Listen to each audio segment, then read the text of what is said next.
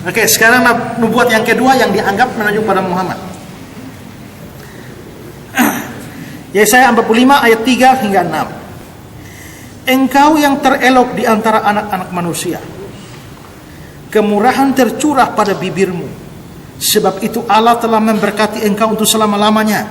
Ikatlah pedangmu pada pinggang, hai pahlawan, dan keagunganmu dan semarakmu. Dalam semarakmu itu majulah demi kebenaran, peri kemanusiaan dan keadilan. Biarlah tangan kananmu mengajarkan engkau perbuatan-perbuatan yang dahsyat. Anak-anak panahmu tajam menembus jantung musuh raja. Bangsa-bangsa jatuh di bawah kakimu. Ya. Nah, Anies Soros mengatakan bahwa ayat ini dipakai Muslim sebagai nubuatan untuk Muhammad, karena dalam agama Islam Muhammad disebut Nabi Pedang. Ya, Nabi Pedang. Karena itu ada kata-kata ikatlah pedangmu dan seterusnya. Yang ini dianggap menuju pada Muhammad. Saya kasih kutipan.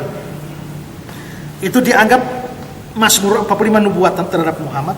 Pertama ada kata-kata kemurahan tercurah pada bibirmu di ayat yang ketiga. Inilah sifat Nabi Muhammad SAW kepada musuh-musuhnya ketika peristiwa Fathu atau pembebasan kota Mekah.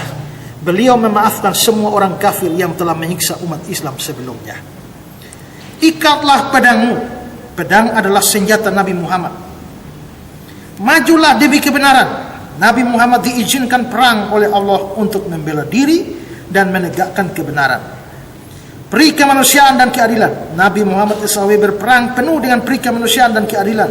Ketika berperang, beliau melarang membunuh wanita, anak-anak, lansia, hewan, dan tumbuhan. Tangan kananmu mengajarkan engkau perbuatan yang dahsyat. Nabi Muhammad telah menulis surat dakwah Islam kepada raja-raja di dunia. Bangsa-bangsa jatuh di bawah kakimu. Ketika peperangan demi peperangan melawan kekafiran dan telah dimenangi oleh Muhammad, maka banyak bangsa yang tunduk patuh kepada beliau. Pimpinan pasukan, ya, anak-anak panahmu tajam, bahwa Nabi Muhammad adalah pimpinan pasukan pemanah, sebagaimana sabda Nabi Muhammad. Panahlah wahai keturunan Ismail, sesungguhnya bapak kamu Ismail adalah seorang pemanah. Dan juga baca kitab Ibnu Majah di bab jihad. Nah, jadi mereka mengambil frase-frase ini, nah, lalu dikaitkan Muhammad cocok dengan Mazmur 45. Nah, tanggapan saya, ini adalah penafsiran fatal yang bersifat eisegesis, ya, di mana penulis berusaha memasukkan atau memaksakan pemikirannya masuk ke dalam teks. Ingat, ini dua istilah dalam hermeneutics ilmu tafsir adalah eisegesis. Itu kasih masuk paham. Pahamnya sudah ada lebih dulu, lalu cari ayat, ketemu ayat yang cocok, masukkan. Supaya seolah-olah paham itu mempunyai dasar Alkitab. Itu namanya eisegesis.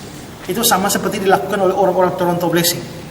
Toronto Blessing itu Toronto, Kanada. Mereka Rodney Howard Brown, ya, dia sudah jadi Kristen tapi merasa bahwa suam-suam kuku, kerohaniannya suam-suam. Maka dia berdoa supaya Tuhan menjamah dia. Doa puasa, doa-doa terus, Tuhan jamalah saya. Kok tidak rasa apa-apa? Karena tidak rasa apa-apa, lalu akhirnya dia berteriak, Tuhan turunlah dari surga dan jamalah saya. Kalau engkau tidak jamah saya, aku yang akan naik dan menjamah engkau. Dia berdoa begitu. Itu Rodney Howard Brown. Pada waktu doa begitu, tiba-tiba seperti hatinya dikuasai oleh roh sukacita. Maka dia pun mulai tertawa. Dan dia tertawa sendiri berjam-jam. Dan mengklaim itulah lawatan Allah. Rodney Howard Brown pergi doa orang, Randy Clark dan sebagainya, tumpang tangan, ketawa dia. Randy Clark pergi lagi, tumpang tangan, ketawa juga. Maka dari ketawa-ketawa ini menyebar. Maka ini dikenal sebagai Toronto Blessing, berkat untuk Toronto.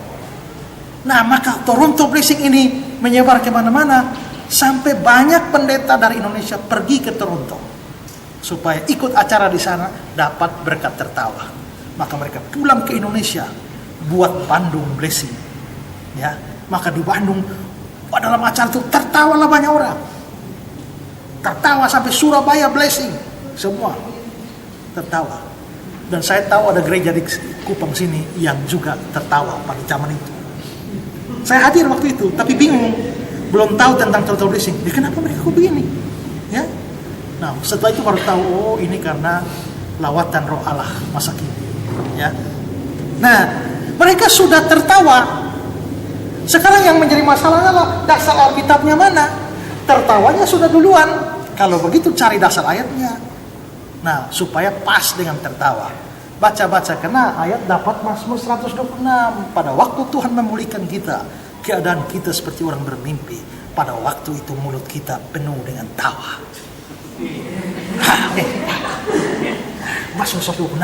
Baca-baca lagi bahwa Tuhan akan bilang kepada Sarah bahwa tahun depan kamu akan punya anak. Lalu tertawalah Sarah. Tertawa.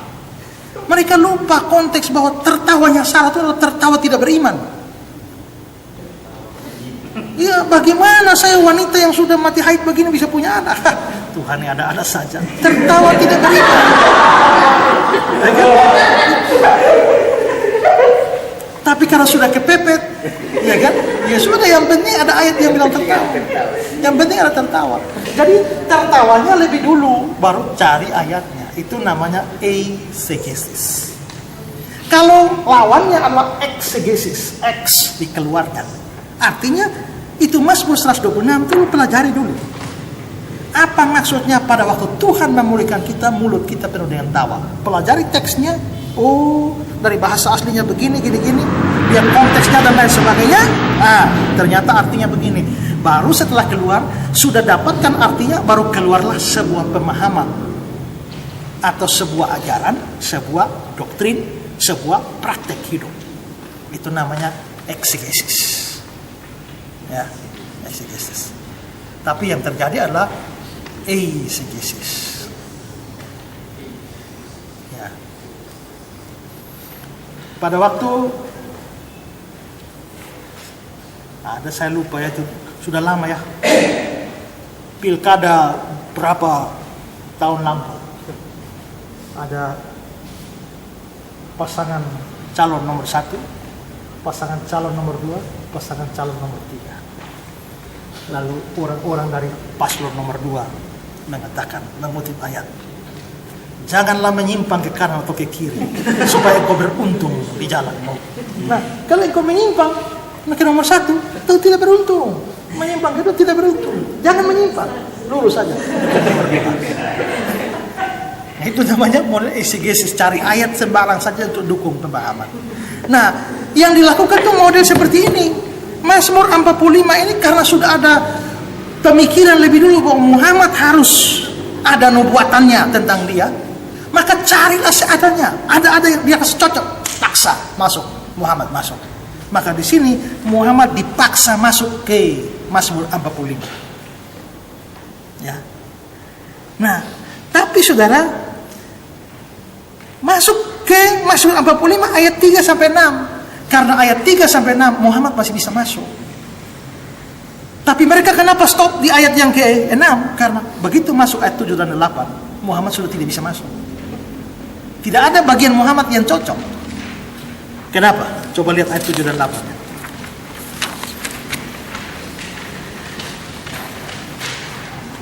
Tahtamu kepunyaan Allah tetap untuk seterusnya dan selamanya. Dan tongkatmu adalah tongkat kebenaran. Engkau mencintai keadilan dan membenci kefasikan. Sebab itu Allah Allahmu telah mengurapi engkau dengan minyak sebagai tanda kesukaan melebihi teman-teman sekutu. Nah, untuk tahu bahwa ini mustahil berkaitan dengan Muhammad, saya akan jelaskan ayat ini. Pertama, saudara lihat Mazmur 45, ya. Tahtamu kepunyaan Allah. Itu bilang tahtamu kepunyaan Allah. Kalau dilihat dari bahasa Ibrani-nya, kata kepunyaan tidak ada. Sehingga bahasa Ibrani-nya adalah kisaka Elohim. Tahtamu, your throne God. Tahtamu Allah. Hanya itu saja. Tapi kita tidak bisa menerjemahkan lurus-lurus tahtamu Allah. Berarti kalau tahtamu Allah, berarti Allah tahtamu. Jadi siapa jadi tahta? Siapa duduk di atas siapa? Tidak bisa. Maka di sini pengetahuan bahasa Ibrani diperlukan. Maka di sini saudara, kita kalau belajar bahasa asli itu ada namanya, bahasa asli itu ada gender kata, ya, bahwa kata itu bisa maskulin, bisa feminin, bisa netral, ya, jenis laki, perempuan, banci, itu dalam gender kata. Indonesia tidak mengenal gender kata. Selain itu ada case atau kasus. Maka kita kalau mau menerjemahkan itu satu kata harus memperhatikan kasusnya apa. Misalnya kalau dia itu ada macam-macam, ada akusatif, ada imperatif, ada macam-macam. Nah, ada misalnya kalau imperatif. Kalau satu kata ditulis dalam kasusnya imperatif, bentuk imperatif, itu harus imperatif itu artinya perintah. Maka misalnya ya,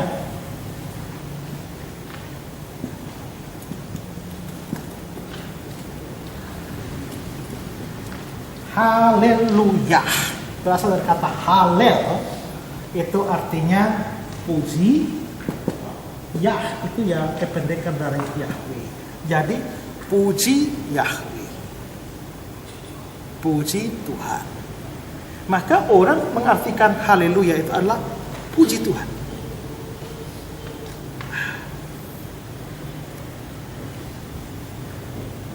Makanya orang berdoa juga haleluya, amin. Oh, puji Tuhan, amin. Nah, karena dia cuma artikan ya halal itu puji, Yahweh itu ya Tuhan. Tapi dia mesti perhatikan kasusnya apa. Ya, kasusnya ternyata imperatif.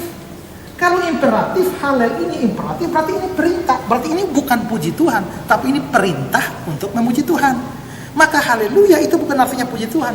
Haleluya itu artinya adalah pujilah Tuhan. Atau ayo puji Tuhan, atau mari puji Tuhan. Nah, itu model seperti itu, imperatif. Nah, ada macam-macam. Nah, ada satu kasus namanya vokatif. Nah, kalau vokatif itu adalah sapaan. Ya, sapaan. Maka kalau your throne God, tahtamu Allah, itu ditulis dalam bentuk vokatif, ini sapaan, maka tidak bisa diterjemahkan tahtamu Allah. Tapi Allahnya, subjek di situ harus dalam bentuk sapaan. Maka terjemahan yang tepat harus tahtamu ya Allah, atau tahtamu oh Allah. Makanya di dalam NIV, your throne oh God, atau seperti King James, Authorized Version, New American Standard Bible, thy throne God, tahtamu ya Allah. Kata ya harus ditambahkan. Kalau cari kata ya di dalam bahasa asli tidak ada, tapi itu muncul akibat bentuk vokatif. Ya, paham ya? Jadi berarti di sini bukan tahtamu kepunyaan Allah seperti terjemahan Indonesia. Itu terjemahannya salah. Terjemahan yang benar adalah tahtamu ya Allah. Nah, sekarang saudara, kalau memang tahtamu ya Allah, berarti ini sapaan kepada Allah. Kalau Mazmur 45 ini ayat 3, 4, 5, 6 itu adalah Muhammad, maka ayat 7 tahtamu kepunyaan Allah, berarti Muhammad adalah Allah. Dan itu disangkali oleh orang Islam. Muhammad bukan Allah. Nah, jadi kalau mau memaksa Mazmur 45 ini untuk Muhammad, harus sampai pada kesimpulan berdasarkan ayat 7 Muhammad adalah Allah. Tapi itu mustahil, mereka sendiri tidak mengakui itu. Tapi kalau ini untuk Yesus, cocok. Kenapa? Karena Yesus memang Allah. Ya, makanya lihat di dalam Perjanjian Lama, Yesaya 9 ayat 5, namanya disebutkan orang Allah yang perkasa. Lalu lebih daripada itu, Mazmur 45 ini dikutip oleh penulis surat Ibrani dan diterapkan pada Yesus. Lihat ya, Ibrani 1 ayat 6 sampai 8. Ketika ia ini adalah Allah Bapa. membawa pula anaknya yang sulung ke dunia, dia berkata kepada semua malaikat Allah harus menyembah dia. Dan tentang malaikat-malaikat dia berkata, yang membuat malaikat-malaikatnya menjadi badai dan pelayan-pelayan menjadi api. Tetapi tentang anak, kata tentang ini salah. Kalau kita bandingkan dengan King James di bawah, but unto, itu kepada. Tetapi kepada anak ia berkata. Jadi Allah Bapa ngomong kepada anak. Gimana ngomongnya? Tahtamu ya Allah. Nah di sini Ibrani 1 ayat 8 mengutip dari Mazmur 45. Tapi terjemahannya benar karena bentuk vokatif. Makanya dibilang tahtamu ya Allah. Tapi sumber di mana dia mengutip dalam terjemahan Indonesia salah terjemahannya. Tahtamu kepunyaan Allah. Makanya ini dalam Ibrani 1 ayat 8 ini terjemahannya benar. Tahtamu ya Allah tetap seterusnya selamanya dan tongkat kerajaanmu tongkat kebenaran. Ibrani 1 ayat 6 sampai 8 ini bicara Yesus. Mazmur 45 kutip itu untuk Yesus dengan sebutan tahtamu ya Allah. Berarti Yesus memang adalah Allah. Dan karena itu maka Mazmur 45 itu adalah nubuatan untuk Yesus. Tidak cocok untuk Muhammad karena Muhammad tidak bisa disebut sebagai Allah. Ya. Ini penafsiran begini dalam. Tapi saya tidak tahu dalam begini. Kalau mereka yang dengar mereka tidak bisa paham dan mereka anggap bodoh. Ya. Nah, lalu kedua, saudara perhatikan, tahtamu kepunyaan Allah, mestinya ada tahtamu ya Allah, tetap untuk seterusnya dan selamanya. Berarti tahta ini atau kerajaan ini harus seterusnya dan selamanya. Ya, tahtanya mesti kekal. Nah kalau tahtanya mesti kekal, tidak bisa itu menyangkut orang yang tidak kekal atau orang yang binasa. Tidak. Tapi saudara, menariknya ini diterapkan pada Yesus di dalam Ibrani 1 ayat 6 hingga 8. Dan ketika ia membawa anaknya yang sulung, kembali ya, ayat 8 saja. Tetapi tentang anak ia berkata, tahtamu ya Allah tetap untuk seterusnya dan selamanya, tongkat kerajaanmu adalah tongkat kebenaran. Itu sama dengan Mazmur 45. Ya, sama dengan Mazmur 45. Dan bahwa Yesus mempunyai kerajaan yang akan terus selama-lamanya itu sesuai dengan seluruh kitab suci. Yesaya 9 ayat 6. Besar kekuasaannya, damai sejahtera tidak akan berkesudahan. Bagian akhir, dan kebenaran dari sekarang sampai selama-lamanya. Itu tentang Yesus. Lalu Daniel 2 ayat 44. Tetapi pada zaman raja-raja, Allah semesta langit akan mendirikan satu kerajaan yang tidak akan binasa sampai selama-lamanya. Dan kekuasaannya tidak akan beralih lagi kepada bangsa lain. Kerajaan itu akan meremukkan segala kerajaan dan menghabisinya. Tetapi kerajaan itu sendiri tetap untuk selama-lamanya. Itu kerajaannya Yesus. Tidak beralih kepada yang lain. Kalau beralih kepada Muhammad, ini nubuatannya salah. Ya. Jadi mustahil itu menunjuk pada Muhammad. Lalu dalam Mazmur 45 itu juga ada kata-kata telah mengurapi engkau dengan minyak. Ada kata-kata mengurapi engkau dengan minyak. Ya. Ini tidak cocok dengan Muhammad. Karena Muhammad tidak pernah disebut sebagai orang yang diurapi. Tapi cocok dengan Yesus. Karena Yesus disebut Mesias. Mesias itu dari bahasa Ibrani Masiah. Bahasa Yunaninya adalah Kristus. Dan bahasa Arabnya adalah Al-Masih. Artinya adalah yang diurapi. Ya, sehingga itu cocok dengan Yesus. Maka jawab Simon Petrus, engkau adalah Mesias, anak Allah yang hidup. Lukas 2. Ya. Dan kepadanya telah dinyatakan oleh Roh Kudus bahwa ia tidak akan mati sebelum ia melihat Mesias, yaitu dia yang diurapi Tuhan. Kisah 4. Raja-raja dunia bersiap dan para pembesar berkumpul melawan Tuhan yang diurapinya, yaitu Mesias. Ya. Kisah 5. Setiap hari mereka melanjutkan pengajaran di bait Allah, di rumah-rumah memberitakan Injil tentang Yesus yang adalah Mesias yang diurapi. Kisah 9. Akan tetapi Saulus semakin besar pengaruhnya dan dia membingungkan orang-orang Yahudi di Damsyik karena dia membuktikan bahwa Yesus adalah Mesias. Kisah 18:28. Ini tentang Apolos. Sebab dengan tak jemu-jemunya dia membantah orang Yahudi di muka umum dan membuktikan dari kitab suci Yesus adalah Mesias. Jadi jelas bahwa yang diurapi itu adalah Yesus, jabatan khusus untuk Yesus. Kalau saudara bicara tentang Mesias, hati-hati. Orang Islam selalu mengatakan bahwa Mesias itu bukan cuma satu, tapi Mesias itu ada banyak. Bahkan termasuk Raja Kores itu pun juga dianggap sebagai Mesias.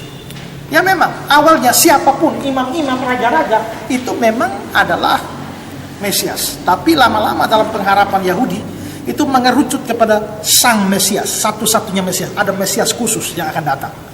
Dan Mesias itu adalah anak dari Daud, keturunan Daud. Nah itulah yang dinanti-nantikan oleh orang Yahudi. Nah, tapi Muhammad tidak pernah dianggap sebagai Mesias. Seharusnya dari sini, kenapa Al-Quran itu menyebut Yesus dengan Isa Al-Masih, memberi gelar Al-Masih. Artinya, Al-Masih itu artinya yang diurapi. Berarti mereka sendiri, gelar Al-Masih yang diurapi itu diberikan oleh Al-Quran kepada Isa atau Yesus. Tapi Muhammad tidak pernah disebut Muhammad Al-Masih. Ya kan? Hanya Yesus, Isa Al-Masih, tapi tidak Muhammad Al-Masih. Kalau begitu Muhammad bukan Al-Masih, tapi Mazmur 45 itu jelas diomong tentang yang diurapinya, berarti Al-Masih. Berarti Mazmur 45 pasti bukan tentang Muhammad, tapi tentang Yesus. Dari dua ayat ini terlihat bahwa mereka memaksakan ayat-ayat nubuatan untuk Yesus diarahkan kepada Muhammad.